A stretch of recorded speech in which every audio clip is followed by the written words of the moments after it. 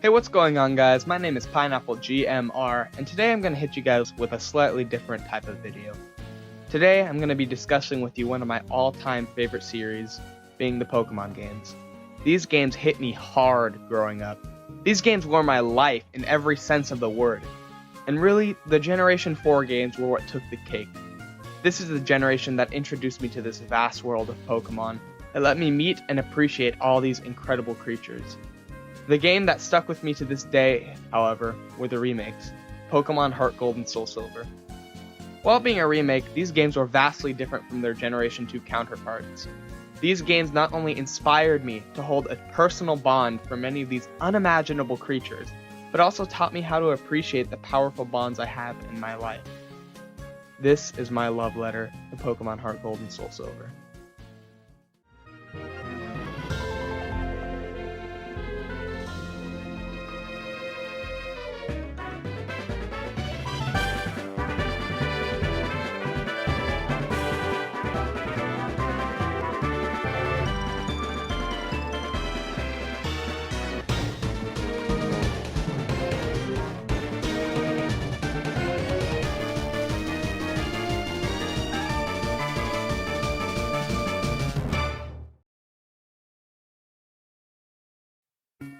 The Generation 4 games all held a common theme throughout both the Diamond, Pearl, and Platinum games, as well as the remakes.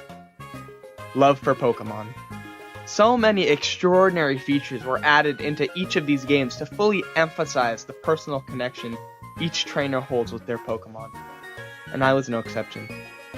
I may touch on the previously mentioned Diamond, Pearl, and Platinum games later, as they're also chock full of these features, but for now, I will address the more memorable features that can be found in the remake games.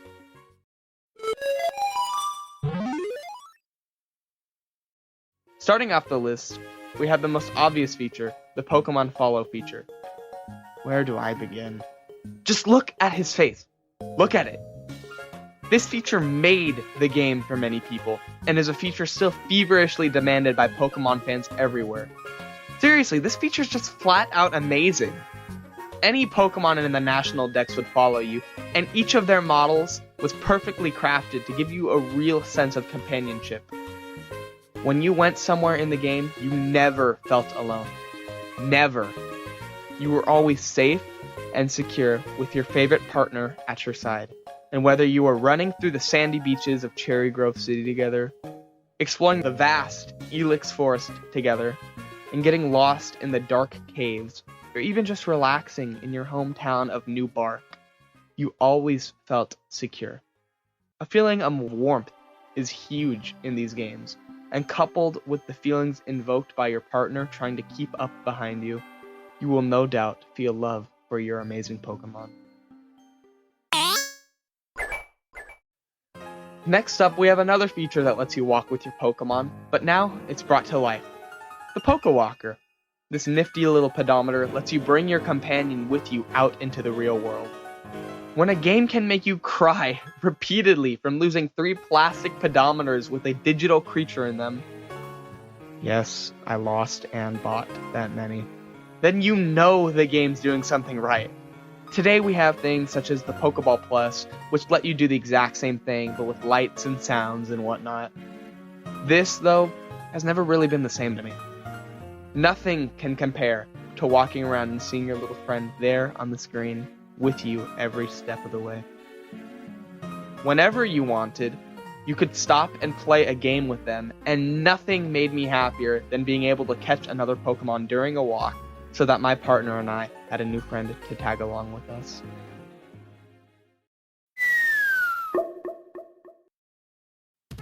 Now I'm gonna bundle up 2 features into one section. The National Park, and the Pokeathlon Dome.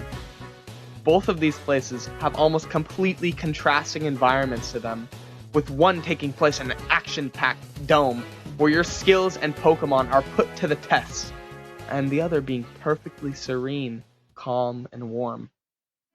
Yet somehow these 2 worlds are directly next to each other, refusing to disturb each other in peaceful coexistence. This divide symbolizes these games the most effectively for me. While both areas are entirely different in mood and intensity, they never stray away from the core theme of the game: love for Pokemon. In the Pokeathlon Dome, which I would spend hours in, feeding my Pokemon fake protein shakes and running laps around the track to warm them up, I still felt a bond with them, in the same way as I would feel this bond relaxing on the park benches with my Pokemon, running around the fountain, or even searching for a Scyther in the bug catching contest together. Never did I feel too pressured or too bored, because I always had a partner at my side.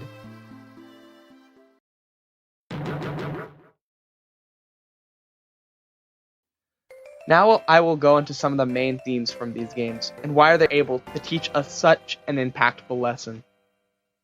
During the entire game, there's a very visible split between characters and their feelings towards their Pokemon. There are two distinct parallels within this game that I could find. Firstly, there's a split between peace and intensity.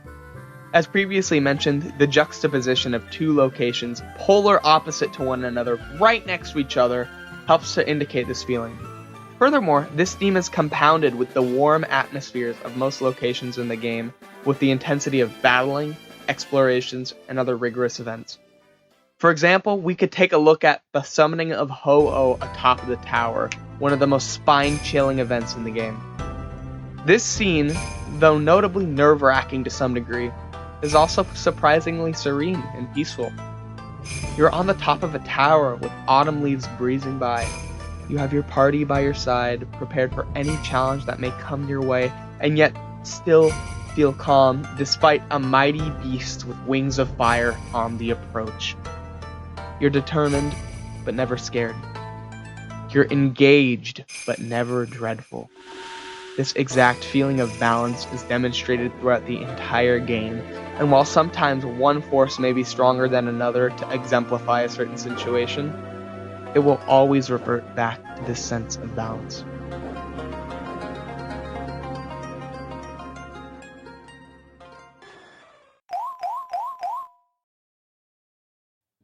Another divide in this series is that between attitudes towards Pokemon, of which there are two.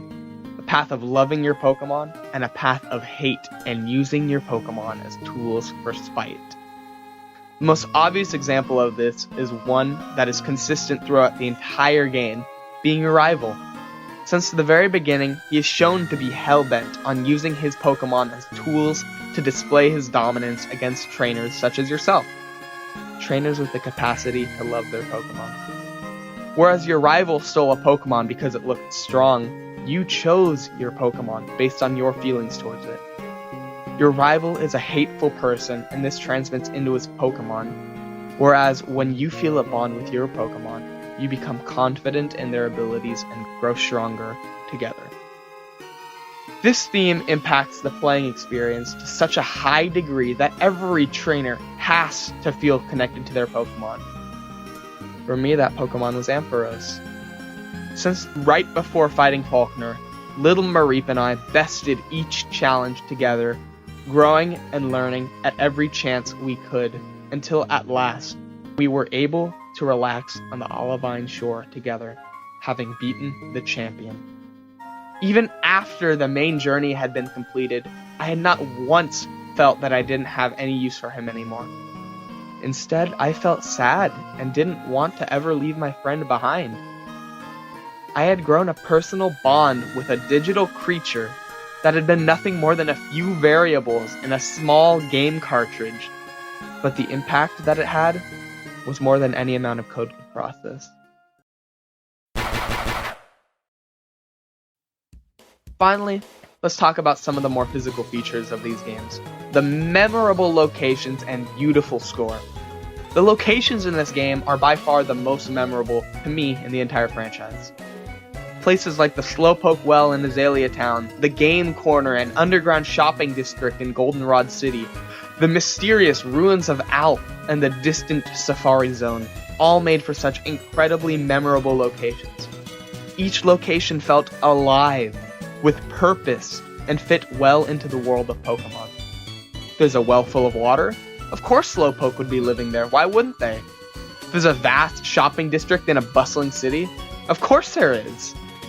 Every location was 100% believable in the world it was set in, and were integrated so beautifully into the games that every second felt natural. So many little features also made many of these locations much more memorable than they would have been. When you solve the puzzles in the ruins of Alph, a new path opens, and when you bring in an Arceus, an amazing event occurs where he creates a new Pokemon from scratch before your eyes. So many incredible locations were to be found in these games, and they are all cohesive, consistent, and gorgeous. To go along with these magnificent locations is the musical accompaniment. Where do I even begin? Just listen.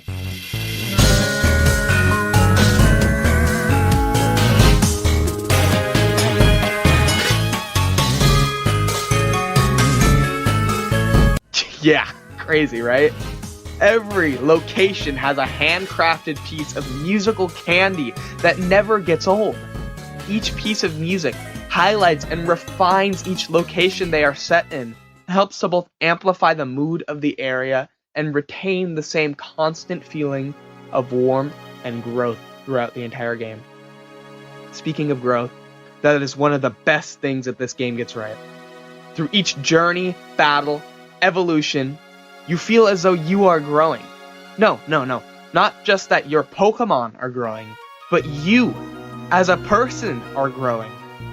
From your humble beginnings in New Barktown, all the way up to the dangerous trek to the Frontier Plateau, every step along the way feels just like that. A step. You are growing. And the music, setting, and themes come along with you for the journey. With your Pokemon by your side, and you armed with determination and love, nothing is impossible. So in conclusion, thank you, Game Freak. Thank you for the time, dedication, and the life-changing experiences your game has brought to me.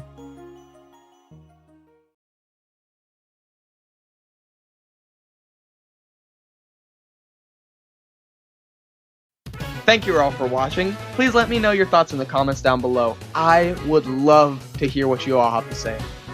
And if you like this kind of content, please be sure to let me know, because I don't have any way of knowing. And click on that like and subscribe button, and I'll be sure to do something like this again in the future. Thank you again, and peace.